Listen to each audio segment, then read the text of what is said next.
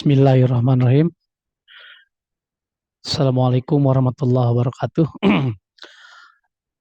Selamat siang para siswa. Marilah kita belajar kembali pada pelajaran materi Bahasa Indonesia kelas 11. Kebetulan pada kesempatan ini kita akan mengawali pembelajaran dengan materi bab 4, yaitu meneladani unsur atau nilai kehidupan dalam cerita pendek.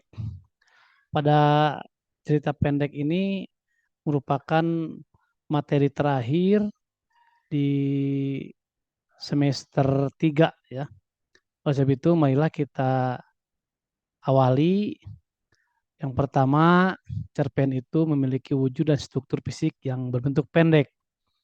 Artinya cerpen habis dibaca dalam 10 menit sampai setengah jam. Jumlah katanya berkisar antara 500 sampai 5.000 kata. Latar juga terbatas, mencakup satu atau dua tempat dan waktu beberapa menit saja.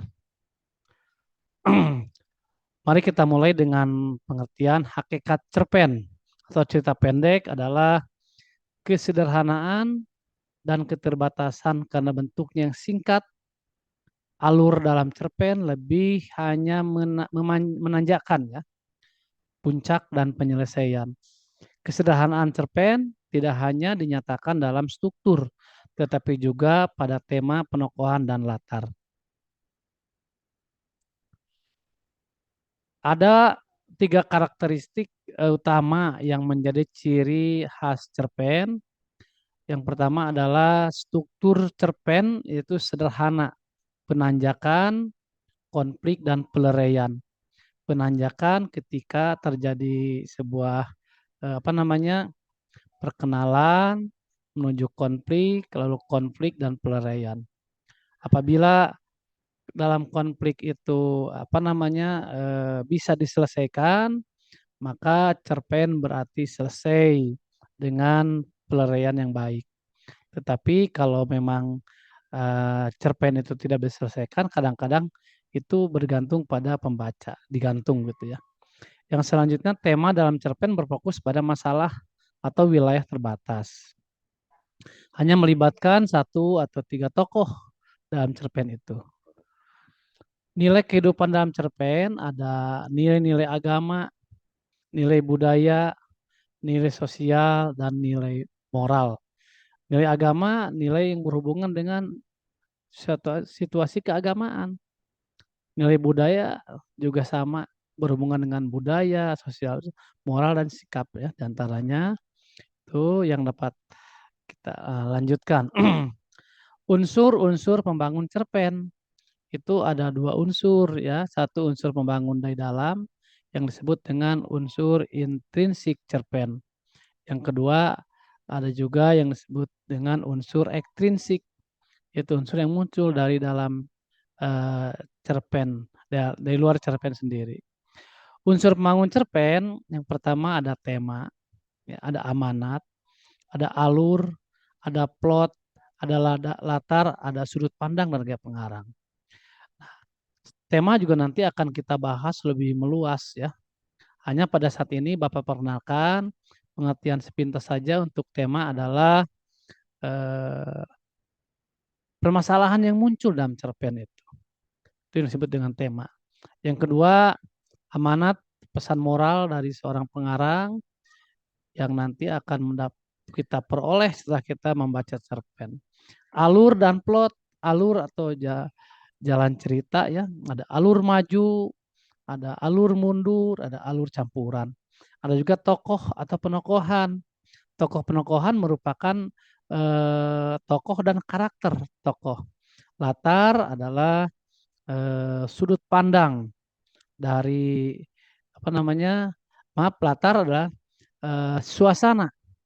Ada latar waktu, latar tempat, latar suasana atau latar latar budaya.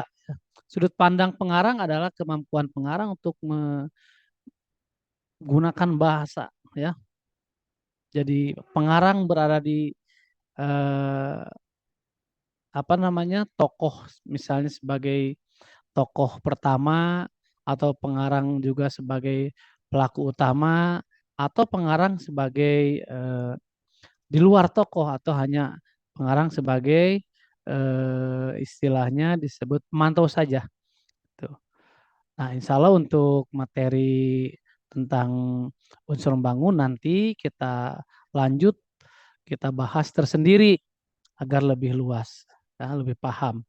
Yang selanjutnya adalah mengonstruksi cerpen. Mengonstruksi cerpen artinya kita bisa membangun, menyusun dan sebagainya, ya. Di sini ada merumuskan bahan, menyusun kerangka dan mengembangkan cerpen. Nah, itu yang pertama. Yang kedua, menyunting cerpen. Menyunting artinya memperbaiki. Menyunting artinya apa namanya? Mengedit gitu, ya. Nah, di sini yang kita sunting ada dari isi cerpen itu sendiri, ya, ada dari struktur cerpen dan ada juga dari kaidah yang kita sunting. Selanjutnya, penulisan cerpen sebaiknya berdasarkan pengalaman. Jadi, kalau kita memiliki pengalaman tentang cerpen, maka kita bisa apa namanya menulis cerpen berdasarkan pengalaman pribadi kita. Pasti kalian sebagai siswa memiliki pengalaman-pengalaman hidup sejak kalian mungkin yang masih ingat, ya, di SD, SMP, SMA, sampai sekarang misalnya, bisa kalian membuat sebuah pengalaman atau cerita berupa pengalaman pribadi kalian. Makanya silakan berlatih menulis cerpen. Tidak apa-apa salah, tidak apa-apa juga belum bagus. Nanti juga dengan terbiasa, ada peribahasa lah bisa karena biasa. Nah, kita biasa menulis cerpen maka kita akan bisa, ya. Di antaranya itu selanjutnya penulisan cerpen sebaiknya tadi sudah, mohon maaf ini kelewat, ya. Nah, ini dalam cerpen juga terjadi konflik. Konflik dapat diartikan suatu pertentangan. Bentuk-bentuk pertentangan itu seperti yang terjadi dalam kehidupan sehari-hari. Sangat bermacam-macam, misalnya sebagai berikut: pertentangan manusia dengan dirinya, konflik batin, ya, pertentangan manusia dengan sesamanya, dengan teman, pertentangan manusia dengan lingkungan, alam, ekonomi, politik, pertentangan manusia juga dengan keyakinannya. Itu para siswa yang dapat Bapak sampaikan pada hari ini tentang materi terakhir pada semester ini, yaitu tentang mendalami nilai kehidupan dalam cerpen. Hanya mungkin nanti juga ada lagi tentang unsur cerpen akan dibahas tersendiri agar kalian lebih paham. Itu mungkin yang dapat Bapak sampaikan, ya. Terima kasih. Assalamualaikum warahmatullahi wabarakatuh.